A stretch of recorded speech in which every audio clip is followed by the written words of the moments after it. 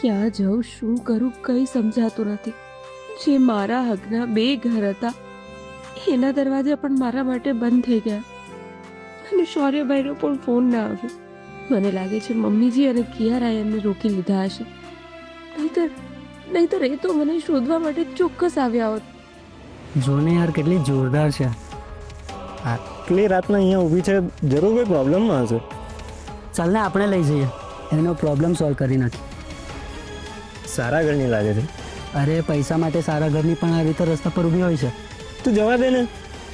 ચાલ ને ટ્રાય કરીએ. ચાલ ગાડી પાછળ પાછળ.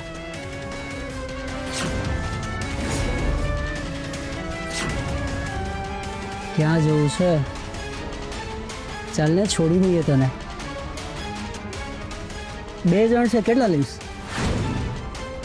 તમને લોકોને શરમ નથી આવતી? અરે તમારા ઘરમાં મા બેન છે કે નહીં? અરે સારા ઘરની મા બેન ઘરે હોય છે, આ રીતે અડધી રાતો રસ્તા પર નથી હોતી. અને અહીં બધી આવી જ ઊભી હોય છે, એટલે નોટંકી કરવાની જરૂર નથી. ચાલ ચાલ ભાવ બોલ તારો. તમે લોકો આવી રીતે નહીં માનો. ઉભા રહો, હમણાં પોલીસને બોલાવું છું. પોલીસ! મેં તને ના પાડી દીધી. બધી સ્ત્રીઓ આવી નથી હોતી. ચાલ ને, તો દંડ ખાવા પડશે. ચાલ.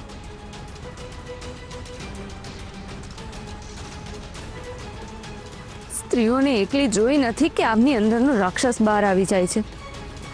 અરે આજકાલની સ્ત્રીઓ આટલી આગળ આવી ગઈ છે, છતાંય અમુક લોકોની માનસિકતા નથી બદલતી.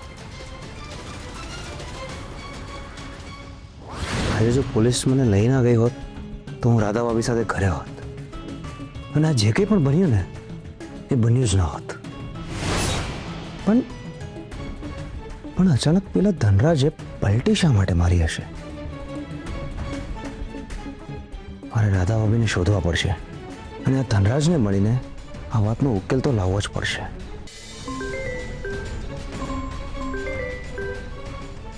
અરે આ બધી મથામણમાં તો મીટિંગ ભૂલાઈ જ ગઈ. હા અભિજીત, સોરી યાર, રિયલી સોરી. એક કામ કર, આપણે સીધા મીટિંગ પોઈન્ટ પર જ મળીએ. ઓકે? શું મીટિંગ કેન્સલ કરી નાખી? કેમ પણ, શું થયું? ઓ માય ગોડ, 2 દિવસથી ગાયબ છે. એક કામ કર અભિજીત, તું ટેન્શન ના લઈશ, એ મળી જશે. ઓકે? અને આ સાંભળ, કંઈ પણ હોય ને તો મને કહેજે. અને સાંભળ, એનો ફોટો મને મોકલી દે તો હું મારા ગ્રુપમાં ફેરવી દઉં. ઓકે? ચાલ, ટેક કેર, બાય. ખબર નહીં આ શહેરમાં બધું શું ચાલી રહ્યું છે. શૌર્ય, શું થયું? તું કેમ આટલો ટેન્શનમાં છે? કંઈ નહીં ભાભી, મારા ફ્રેન્ડનો ફોન આવ્યો હતો. એની કઝિન 2 દિવસથી ગાયબ છે. આજકાલ યંગ લોકો બહુ ગાયબ થવા લાગ્યા છે.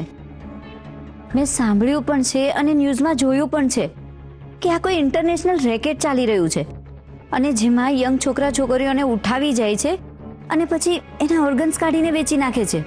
હા ભાભી, હમણાં ને હમણાં આપણા સિટીમાંથી આ રેકેટ માટે ઘણા બધા લોકો ગાયબ થયા છે. રાધા પણ ઘરની બહાર છે, એકલી છે, અને ખબર નહીં એ ક્યાં હશે. મને એનું બહુ ટેન્શન થાય છે. તમારી વાત તો સાચી છે ભાભી. ઘરમાં કોઈ રાધા ભાભીનું નામ પણ સાંભળવા તૈયાર નથી. હા, ભગવાન રાધાની રક્ષા કરે. અરે મમ્મીજીને સારું નથી, એ સૂતા છે. હું એમને જોઈને આવું. હા ભાભી.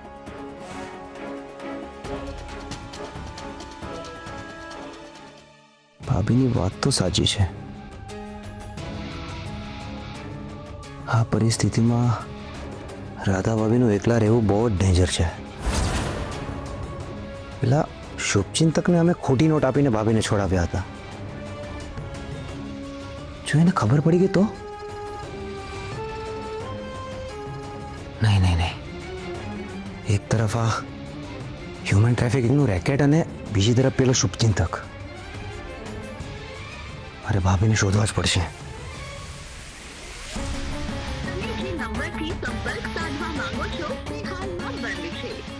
રાધા ભાભીનો ફોન સ્વિચ ઓફ કેમ આવે છે? હવે એમને ક્યાં શોધું, કેવી રીતે શોધું? હરપી સરની તબિયત કેમ હશે હવે? આ પેલા ધનરાજની ખોટી વાતનો આઘાત બિચારા હરપી અંકલે લઈ લીધો.